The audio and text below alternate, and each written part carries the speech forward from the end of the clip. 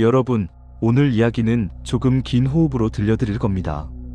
평생 어머니 곁을 홀로 지켜온 막내 아들과 도시에 나가 바쁘다는 핑계로 어머니에게 등을 돌린 형들, 그리고 어머니가 세상을 떠난 뒤에야 드러난 가족의 민낯과 충격적인 진실. 사람이 마지막 순간에 남기는 흔적은 우리가 생각하는 것보다 훨씬 더 큰 의미를 가질 때가 있습니다.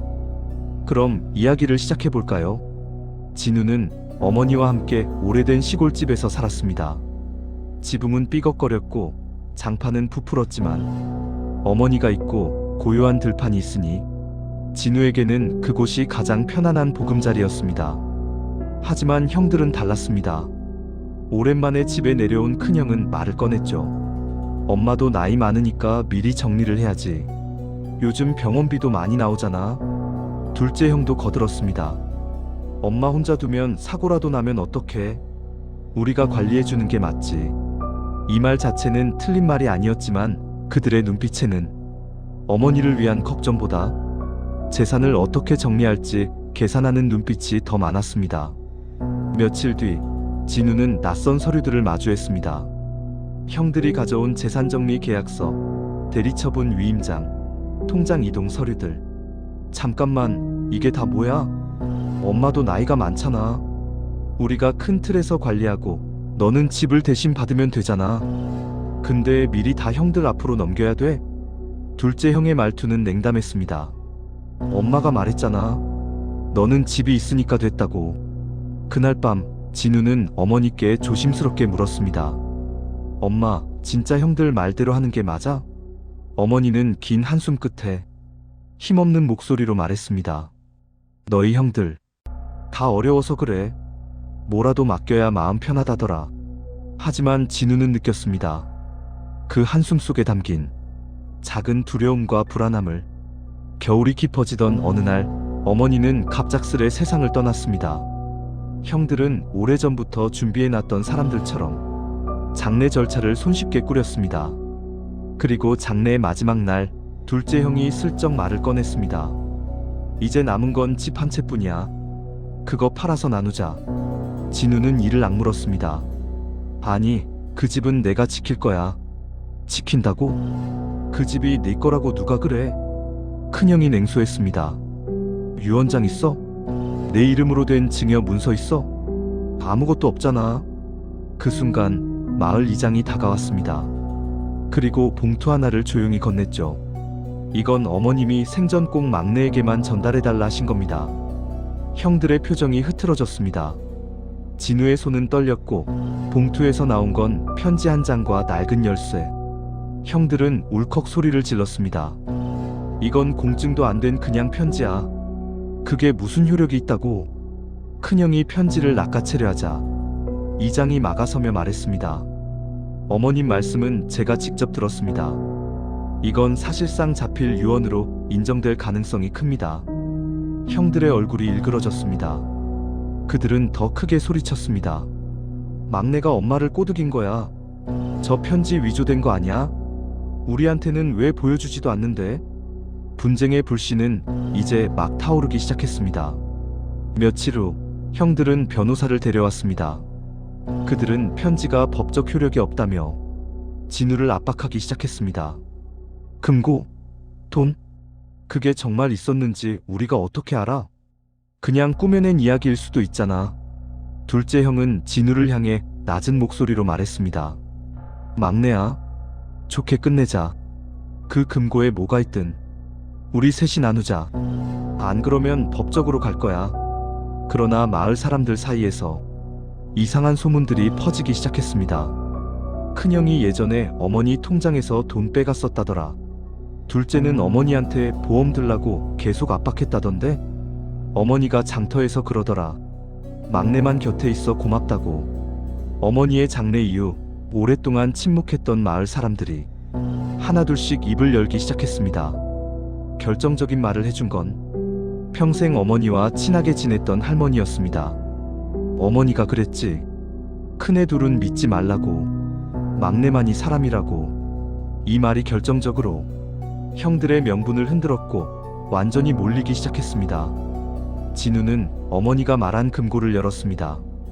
금괴, 현금, 증권, 예금 증서. 형들이 빼돌린 것보다 훨씬 많은 재산이었습니다. 진우는 그 자리에서 오열했습니다. 엄마, 왜 말 한마디 안 했어요? 하지만 반전은 여기서 끝나지 않았습니다. 금고 안에는 편지와 함께 또 다른 서류가 한 장 있었습니다. 큰형과 둘째 형의 이름으로 된 차용증. 금액은 각각 8천만 원. 날짜는 10년 전. 서명은 두 형의 필체. 즉, 형들은 어머니에게 과거에 거액을 빌렸고 아직 갚지 않은 상태였다는 뜻.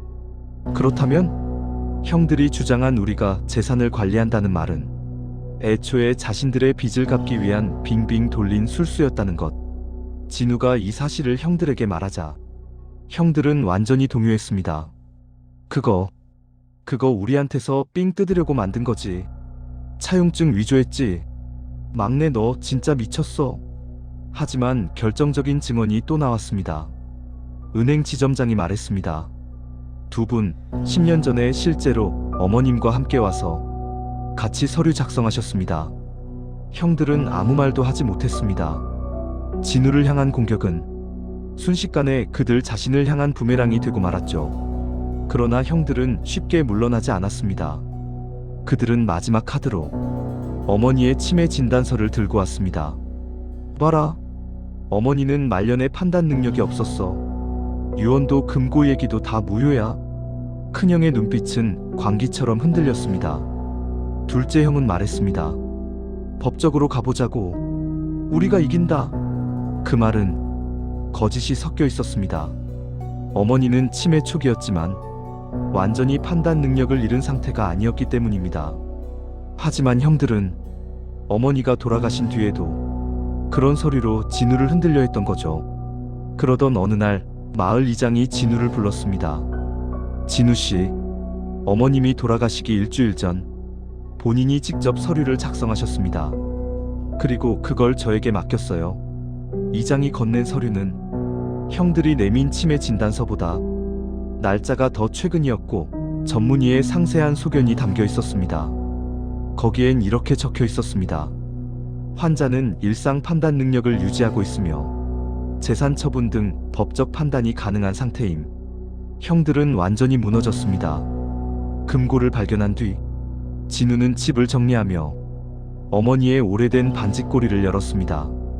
그 안에 또 다른 열쇠가 있었습니다. 아주 작은 상자 열쇠. 나무 상자를 열자 거기엔 손글씨로 된 쪽지와 작은 USB가 들어 있었습니다. 쪽지에는 이렇게 적혀 있었습니다. 진우야, 혹시나 해서 이걸 숨겨둔다. 너희 형들이 언젠가 너를 몰아붙일까봐 내가 그 애들이 한 일을 다 기록해뒀다. USB 안에는 그 애들이 와서 싸우고 욕하고 내 통장에서 돈 빼갔던 날들의 CCTV 기록이 있다.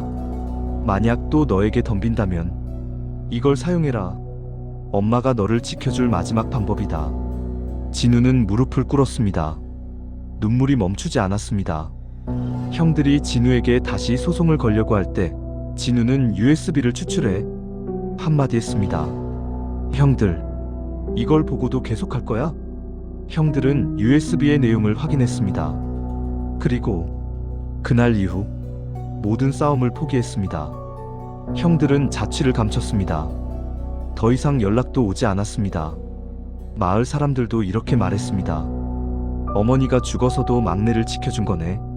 진우는 어머니와 함께 살던 시골집을 조금씩 고쳐가기 시작했습니다. 낡은 지붕을 바꾸고 마당에 작은 꽃밭을 만들고 집 암벽에 어머니 사진을 걸었습니다. 형들은 떠났지만 어머니의 사랑은 진우 곁에 남았습니다. 그리고 진우는 매일 아침 마당을 바라보며 말합니다. 엄마, 이제 걱정하지 마요. 내가 잘 지킬게요. 이것이 가족의 욕심이 만든 비극 속에서도 어머니가 마지막까지 막내에게 남긴 두 번의 반전과 따뜻한 사랑의 이야기입니다.